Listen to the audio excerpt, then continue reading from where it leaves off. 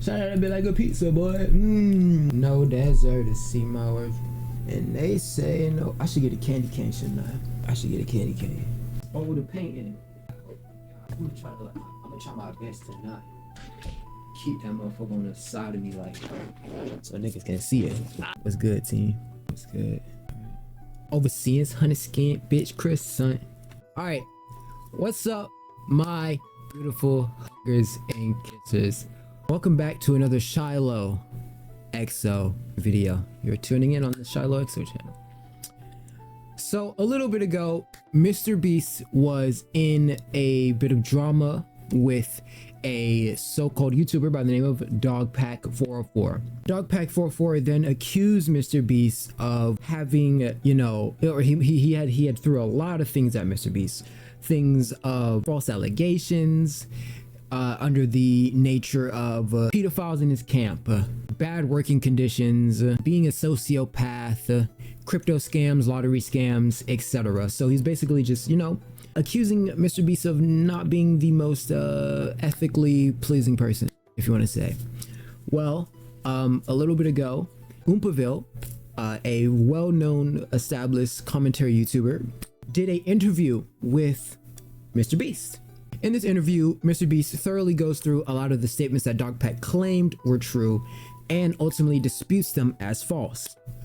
So what we're going to do is we're going to look at some of the clips from the interview and sort of dissect this ourselves. Now, I did do this a little bit ago, like on stream. Like I watched this video like minutes after it was released, but the VOD is so far gone. It's gone. So I kind of had to wait after we did everything else, but we're here nonetheless. I know I'm late. It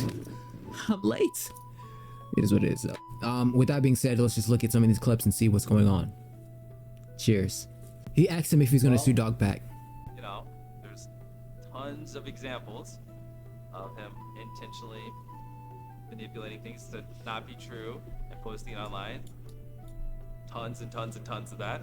Soggy has basically an hour and 27-minute video, and an hour of it is just flat out proving manipulation and lies and causes a lot of harm to my businesses. I mean, I've literally had people pull out millions of dollars and then tell me it was directly because of his video. Don't worry, I instantly was like, can you send that in writing so, you know, if I win a case or anything, I can directly point damages. No reason why. So he went out of his way to make sure that the company put in the fact that DogPack was the initial reason of why they're pulling out of MrBeast's entrepreneurship, to make sure that this defamation case can go through thoroughly with exact prompt evidence. Wow. Yeah, it's just over. I mean, just unfortunate. Like, I don't want to be, but probably gonna have to. I mean, it's just. I mean, what do you do if someone's just spreading misinformation about you and, you know, just causing harm to your business and like getting it to the point where you might have to potentially fire people because it costs you so much revenue? It's like, it's not fair to the people in my companies. You know what I mean? It's just sad.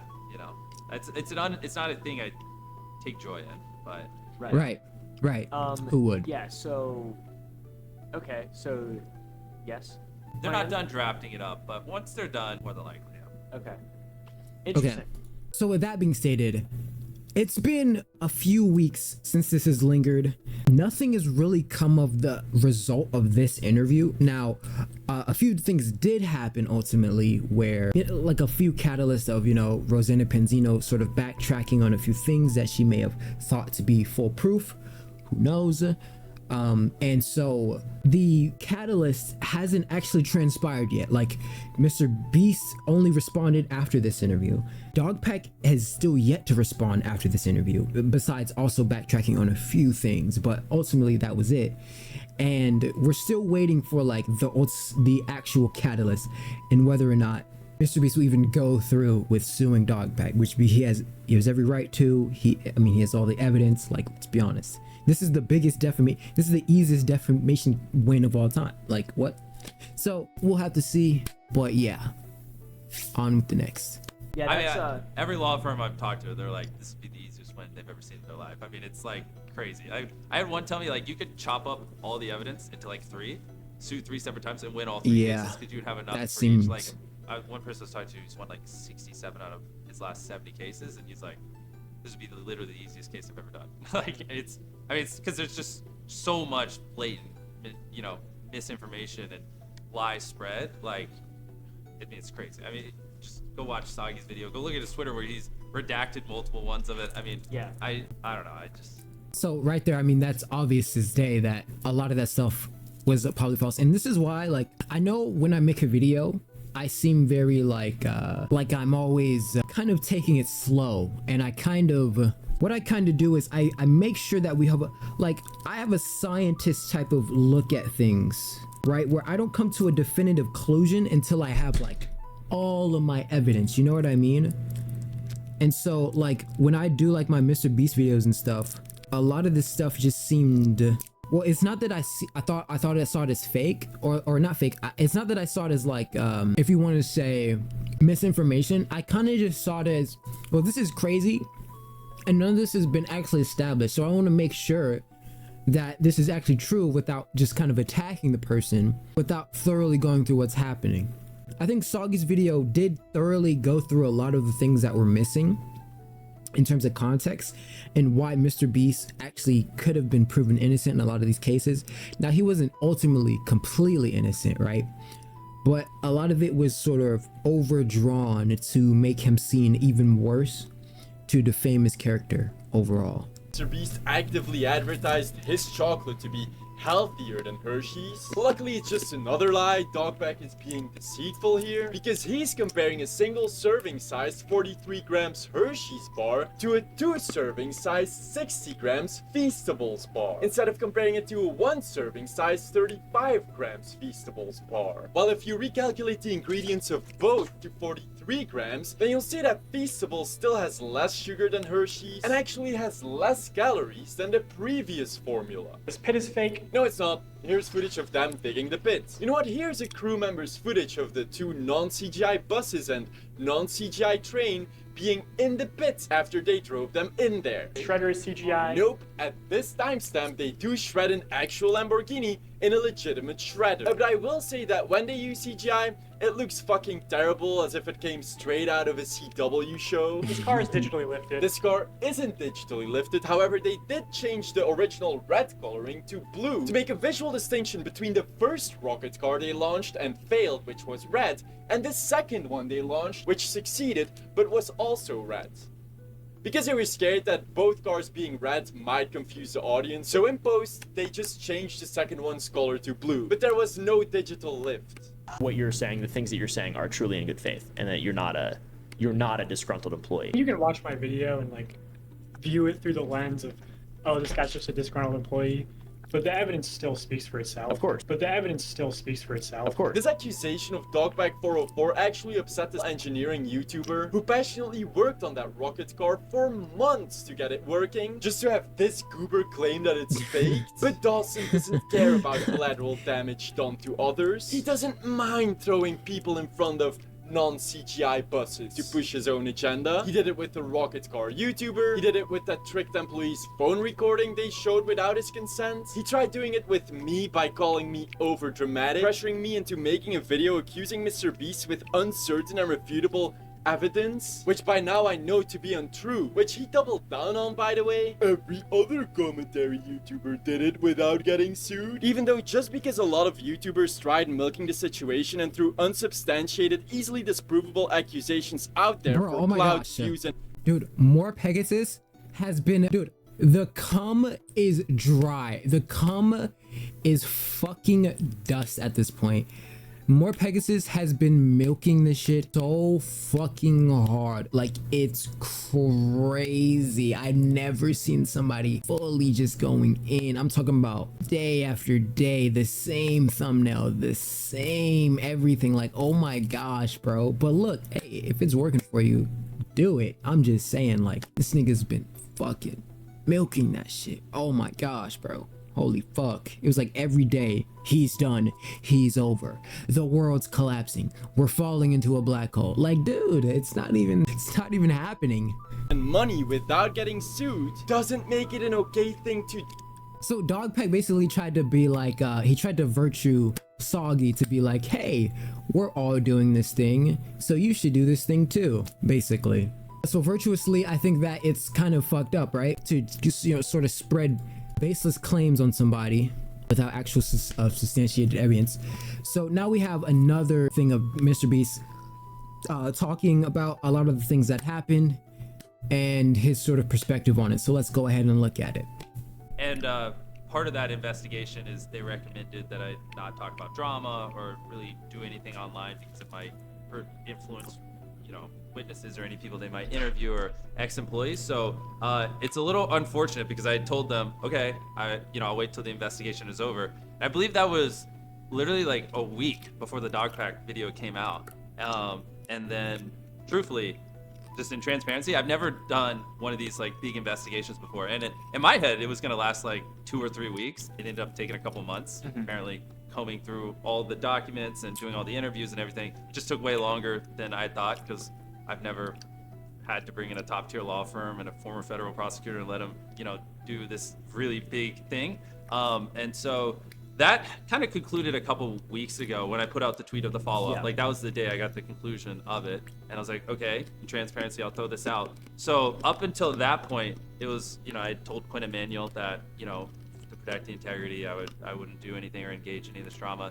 And then after that, yeah, like you said, a lot of stuff had come out between when the investigation started and when it ended. And I was just kind of like, well, I don't really know how to like hit this stuff. And I made like a little response video, but that's just kind of not my style, where I just kind of like put a lot of the information that I assume we're going to talk about here out, and it just felt weird. And yeah, I mean, truthfully, I've never been in a situation where people have thrown this much stuff at me, and I definitely could have handled it better. Like, I probably should have, like, the second I could have talked, like, I don't remember the exact date, 2 or 3 weeks ago when we put that report out, probably should have done something like this right then. If I could go back in time, I would. And yeah, that's kind of like the brain dump, and then here I am. Yeah, so I was gonna ask, you answered it towards the end, but like, do you regret that? Obviously. Yeah. If I could go back in time, I would do what we're doing here, because I assume this is like the correct format. It's gonna be a little bit more free flowing and natural, and I wouldn't have wasted so much time like trying to do a response. It's just not my thing. I like so much better. Or I'm assuming. I mean, we just started, but I think I'm gonna like so much better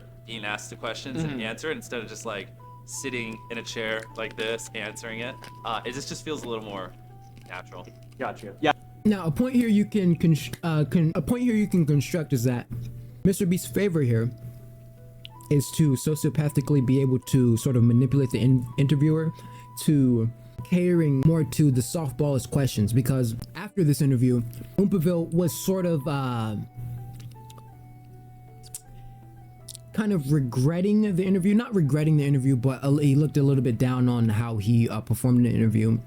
And I think that's kind of a lot of interviews, you know, not every interview is going to be perfect, but the questions were what you would consider good questions, but the sort of pushback on, well, is that true? Is this the case? This, that, right? And so, you know, Reddit was kind of scolding him on the whole situation, basically saying he didn't like go hard in on, because I think that there were a lot of good questions, just ultimately there wasn't a lot of pushback on the questions. But with that being said, let's look at the next point.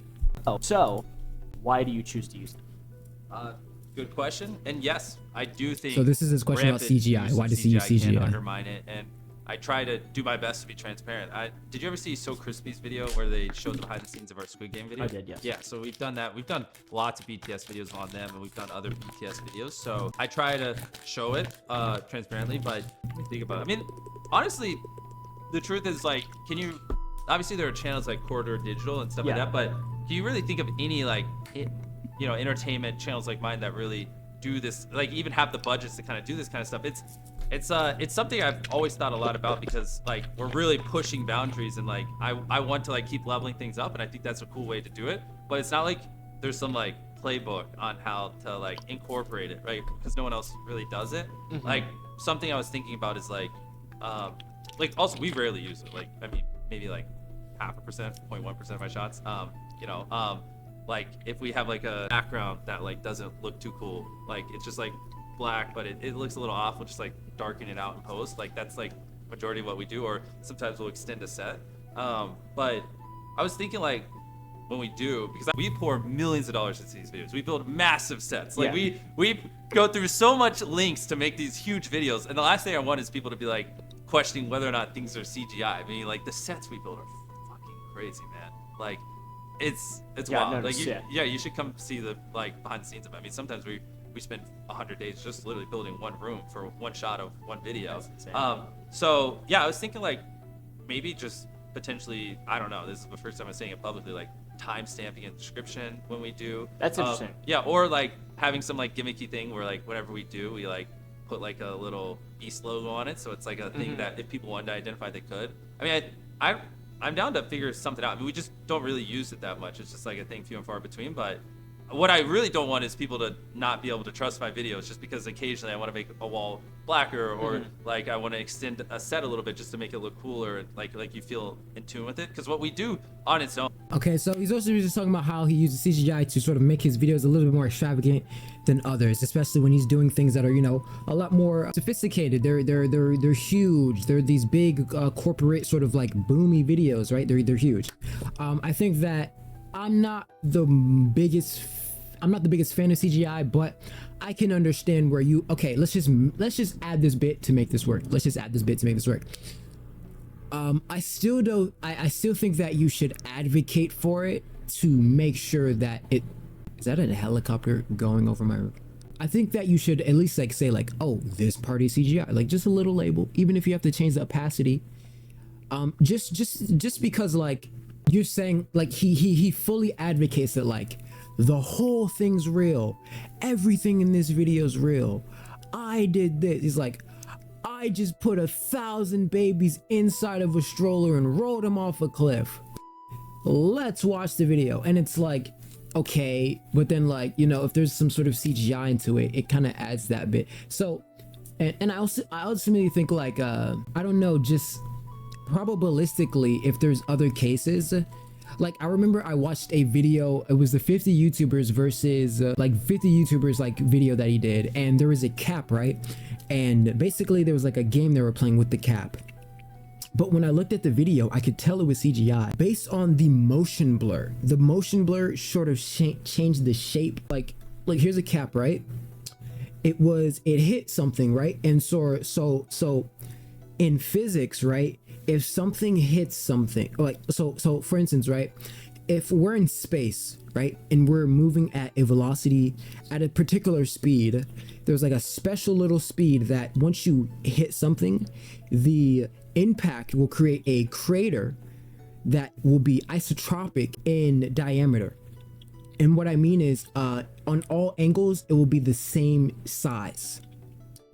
And so the expansion between when things are smaller, the velocity calculation is a lot more like, think about, imagine if a Galactus, you know, Galactus, like the big giant Marvel guy, imagine if he were to throw a cap, or if he were to throw a moon.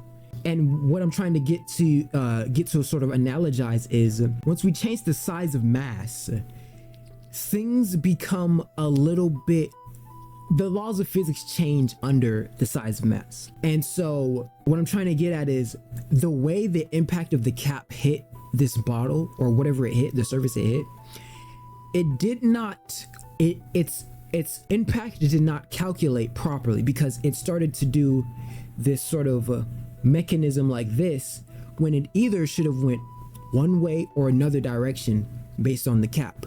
And if it did not, and it did ultimately have this sort of centrifugal spin, what should have happened, or centripetal spin, what should have happened is we still should have seen a high clear definition in the cap's movement, but we don't see that. So that right there eluded the fact that it was CGI.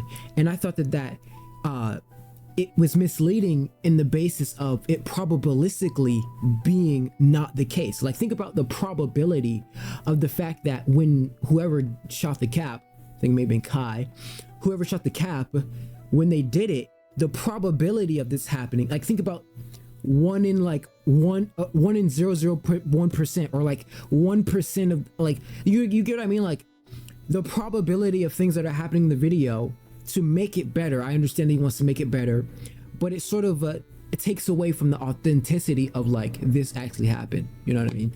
So I can understand why he would add CGI, but ultimately it doesn't just take away from the fact that like, oh, it's just fake, or oh, we just wanted to make it better. But it takes away sort of the probabilistic nature that the things that you just got to be able to get on record, which a little Timmy and a little Charlize would probably think is real, to, you know, an older person will be like, oh, well, what's the probability of that actually happening? So yeah. So let's look at the rest of this and see what MrBeast has in store for us. Was there any compliance, any steps taken to prevent this? What is your just perspective on that? Yes. So I don't think we did. I have people looking into it and like trying to pull the footage and figure it out. You know, he disproved the two, which I mean, those are crazy. I don't want to just like speculate. I have a team looking into it. I don't think we did though. But regardless, just to be truthful, if people want a refund or think for whatever reason like we did something wrong, like I'll send you a link that you can just put in the description where they can get a refund. Maybe just throw it on the screen here. Okay.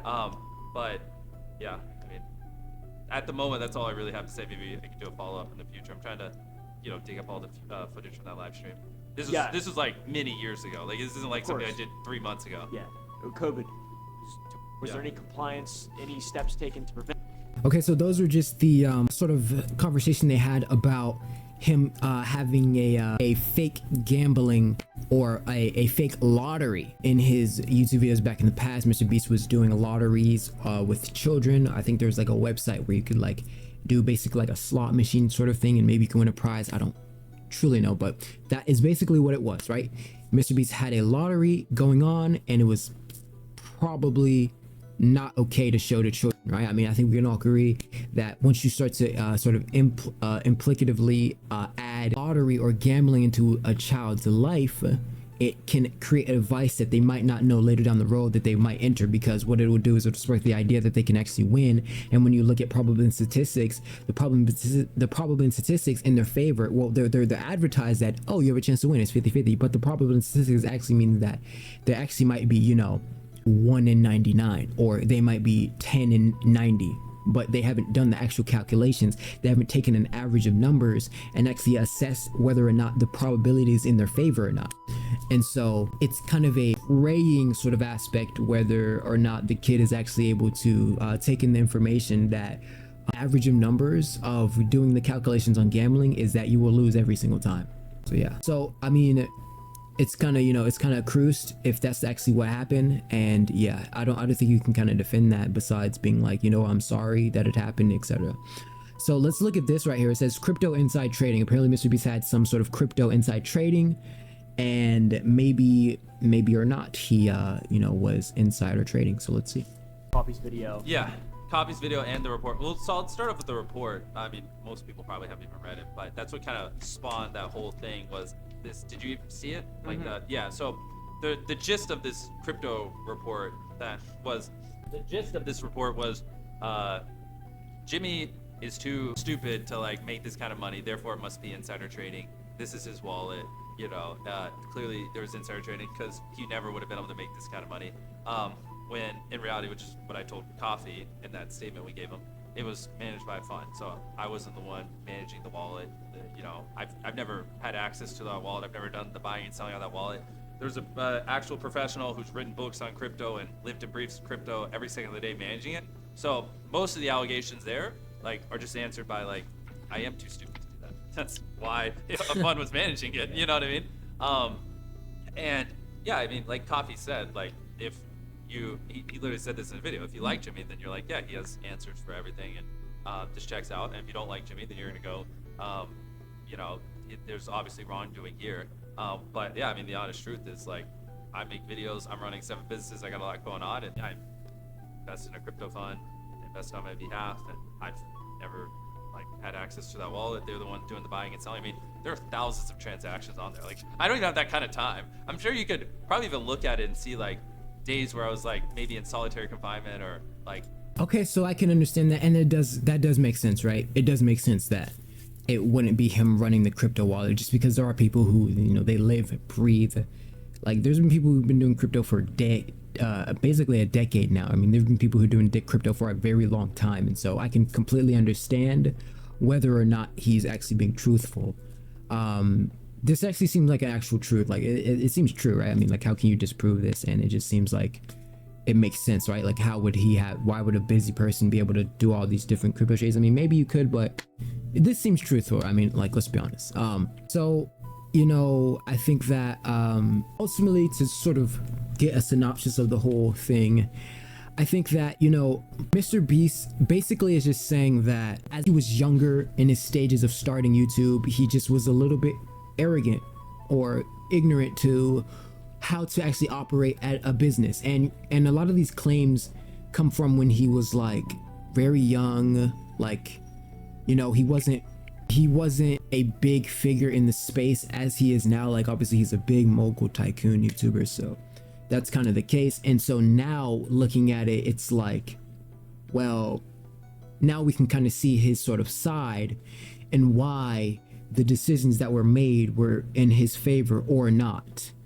I think that it's obvious that, you know, when you first start out on YouTube, like myself, you kind of just throw shit at the wall and see what sticks.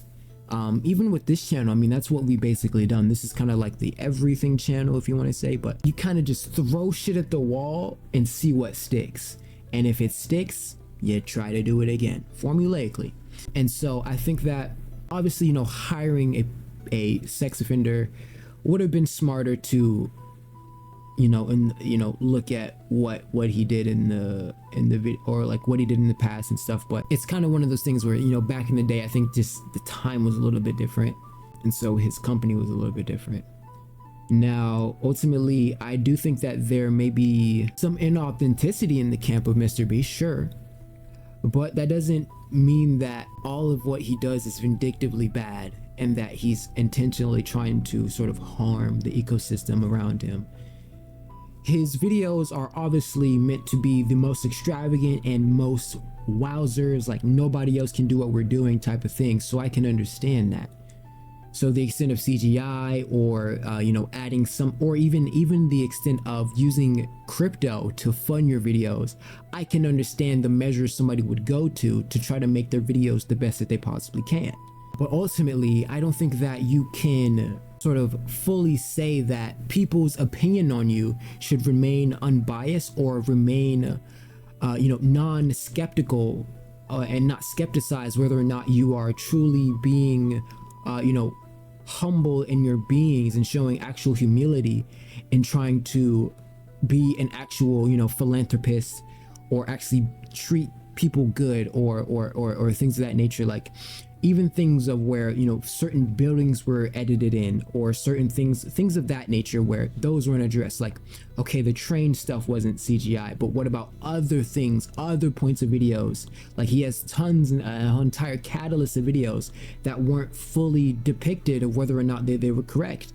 And so I believe that it is on, you know, whether it's on, you know, the whole audience to be like, okay, well, we understand that there may be some videos that are just like a stretch, but what about like all the other videos? I mean, there were some videos where an entire building was edited, or there were videos where, like, you know, like the CGI cap thing, where, like, probabilistically, I know as a physicist, I know that could not possibly happen. You would have to do it so many times that there's just no way that would happen. And so looking at what we can sort of, you know, garner a synopsis on is that I believe that he has good faith in what he wants to do, but ultimately the sort of law breaking is outweighing some of the good faith in the fact that it won't be as authentic as he's portraying it to be, because he's portraying it as if it's all legit, we're being completely truthful, everything you see is real, etc., etc. But we do see an extent of some of this stuff is not true. Some of this stuff is, you know, there's a few things that are, you know, not what we assume to be. So I think, you know, ultimately MrBeast, you know, I think he's trying, and this is the same thing with like Elon Musk. I think that MrBeast and Elon Musk sort of share like some sort of similar character traits, where I respect them for trying to be in some way the best in their niche as they possibly can. Because the thing about it, like, as the richest person in the world, you could be an asshole and nobody could tell you any different. Like, you could be the worst person of all time and nobody could tell you different. With a MrBeast, you know, you could be an asshole and nobody could tell you different. I think that, you know, it's sort of their way to express themselves in the ways they want, but it's also I think it's a feat of inspiration to, you know, other people, but it also is, I think it's good to make sure that at least if you're doing it in good faith. And I think that they ultimately try their best to do it in good faith, even though they're in an echelon that has sort of a hierarchy over, you know, the common people in their genre. They still have that echelon of space. And so, yeah, I think that that kind of wraps us up for today. I think that, you know, MrBeast ultimately should go through with suing DogPack. I think that DogPack clearly was spreading a lot of misinformation and truly did not have a lot of grandstanding in a lot of the claims he said. Even if it's just one, he still has a case to sue him for defamation. So yeah, I think that he should go through with it, because I would go through with it, because why the fuck not? And yeah, so with that being said, that's gonna wrap us up for today. So to all my beautiful huggers and kissers out there, make sure you stay safe and make sure you use critical thinking. It's important. And with that being said, I'll see you guys when you're older. Peace.